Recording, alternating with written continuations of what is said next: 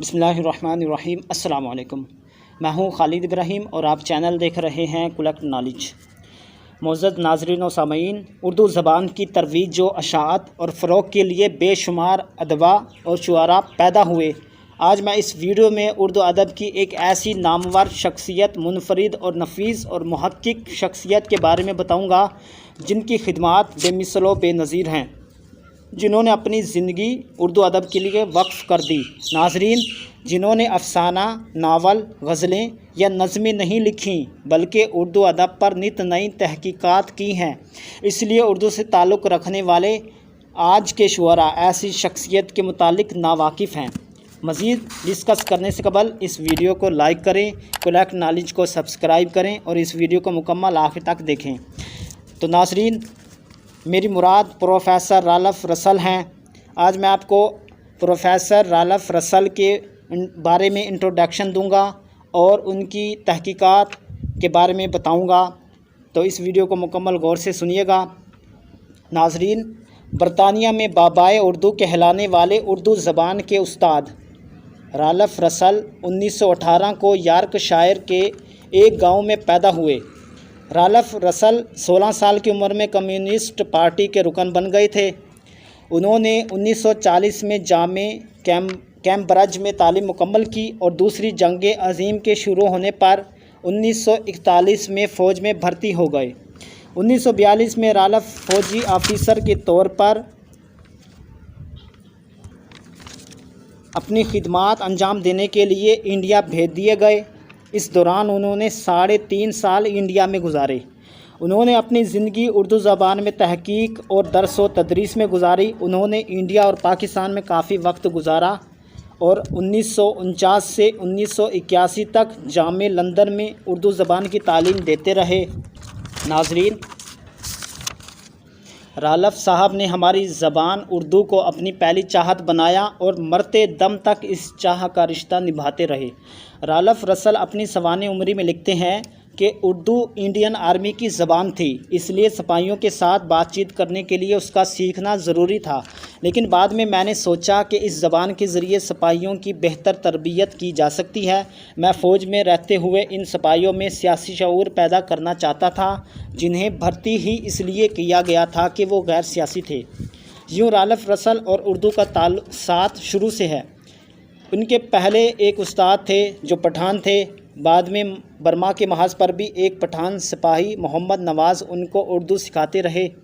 शायद यही वजह थी कि राल्फ की ज़बान पर पश्तून और पठानों का लहजा गालिब था। नाज़रीन, 3.5 साल इंडियन आर्मी में गुजारने के बाद राल्फ रसल 1945 में वापस बरतानिया आ गए। बरतानिया वापसी के बाद राल्फ रसल साहब ने बाकायदा उर्दू ज़बान का मुताला शुरू किया। उन्होंने लंदन यूनिवर्सिटी से उर्दू ज़बान में डिग्री हासिल की। 1949 में उन्होंने हिंद पाक का सफ़र किया, जहां उन्होंने 1 साल अलीगढ़ यूनिवर्सिटी और दीगर जामियात में उर्दू अदीबात की तालीम हासिल की। फिर वापस बरतानिया आकर उन्होंने लंदन यूनिवर्सिटी में उर्दू पढ़ाना शुरू कर दी और ये काम वो 1981 तक करते रहे। राल्फ रसल ने अपनी ज़िंदगी उर्दू में तहक़ीक़ और दर्स व तदरीस में गुजारी।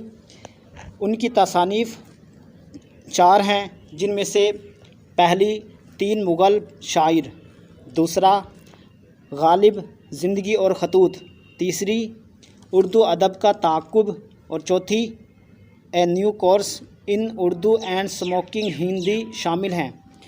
तो राल्फ साहब ने लंदन यूनिवर्सिटी से रिटायरमेंट के बाद भी उर्दू पढ़ाने का सिलसिला जारी रखा। वो मुख्तलिफ़ कॉलेजों और यूनिवर्सिटियों में तलबा को उर्दू पढ़ाते रहे।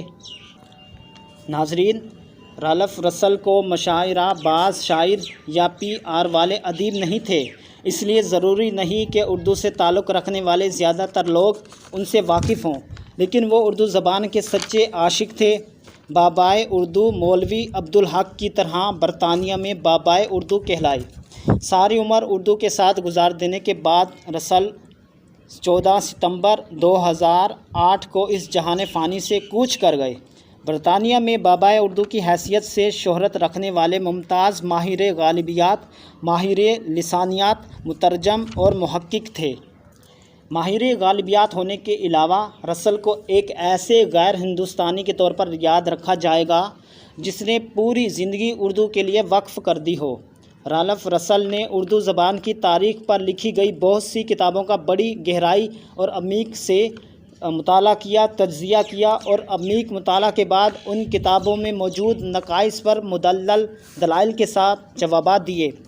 رالف رسل لکھتے ہیں کہ میں 1965 میں پاکستان پہنچا تو مجھے بتایا گیا کہ محمد صادق نے اردو کی ایک نئی اور مبسوط تاریخ انگریزی زبان میں لکھی ہے اور آکسفورڈ یونیورسٹی پریس نے اسے شائع کیا ہے۔ میرے دل میں اس کے مطالعے کا شوق پیدا ہوا تو 1946 سے 1949 میں ایک طالب علم کی حیثیت سے میں نے رام بابو سکسینہ کی تاریخ ادب اردو مطبوعہ 1927 اور گراہم بیلی کی تاریخ ادب اردو مطبوعہ 1934 کا مطالعہ کیا تھا۔ اس وقت تک انگریزی زبان میں دستیاب ہونے والی یہی 2 تاریخیں تھیں۔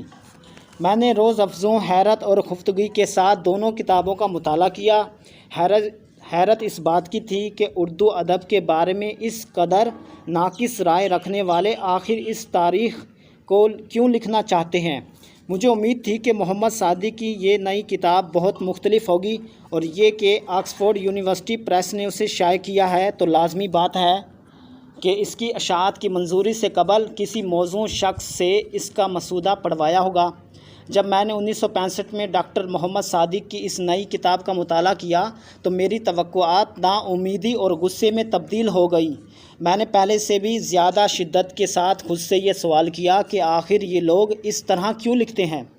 رالف رسل لکھتے ہیں کہ پھر میں نے اپنے آپ سے وعدہ کر لیا کہ میں ایک مقالہ اس موضوع پر لکھوں گا کہ اردو ادب کی تاریخ کس طرح لکھنی چاہیے، یا کم از کم انگریزی بولنے والے قارئین کے لیے کس طرح نہیں لکھنی چاہیے۔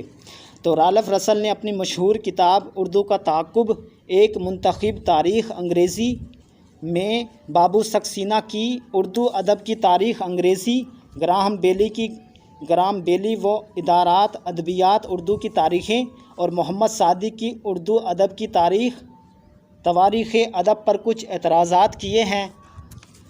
ناظرین، پروفیسر رالف رسل نے رام بابو سکسینہ، گراہم بیلی اور محمد صادق کی کتب پر اور ان کے کمزور خیالات پر جو تنقید کی ہے وہ کچھ یوں ہے۔ ناظرین، اب سب سے پہلے ہم رام بابو سکسینہ کے کمزور خیالات کا جائزہ لیں گے۔ سکسینہ اردو شاعری کی عام خصوصیات میں یوں لکھتے ہیں کہ شاعری کا دائرہ بہت محدود ہے۔ اردو شاعری کا دائرہ بہت محدود ہے کیونکہ وہ اب تک فارسی کے فرسودہ و پامال مضامین میں غرق ہے۔ قدیم اردو شاعری فارسی شاعری کی نقالی ہے۔ ناظرین، اب ہم گراہم بیلی کے خیالات کا جائزہ لیں گے۔ گراہم بیلی نے لکھا ہے کہ اردو شاعری کا دائرہ ابھی تک محدود ہے۔ گراہم بیلی نے غزل کے بارے میں لکھا، یہ موضوع یعنی عشق کی اکتا دینے والی یکسانیت کا شکار ہے۔ سکسینہ رقم طراز ہیں کہ اردو شاعری کا دائرہ محدود ہے۔ قدرتی مناظر جو شعرائے مغرب کے دلوں میں عجیب و غریب امنگیں پیدا کرتے ہیں، ہمارے اردو شاعروں پر وہ اثر نہیں کرتے۔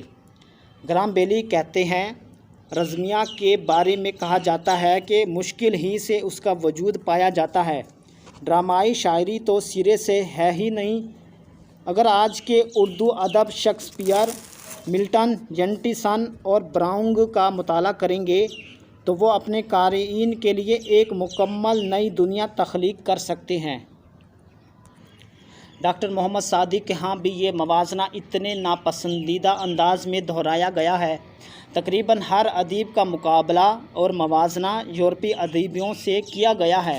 تو ناظرین، یہ الگ بات ہے کہ پروفیسر رالف رسل انگریز تھے، انگلش مین تھے، مگر ان کی محبت اور ان کا اردو ادب سے جو رشتہ تھا، جو تعلق تھا، وہ کسی عاشق اردو سے کم نہیں تھے۔ انہوں نے اردو ادب کے متعلق بے شمار کمزور نظریات رکھنے والوں کو منہ توڑ جواب دیا۔ آپ کی خدمات سنہرے حروف میں لکھی جائیں گی۔ تو ناظرین،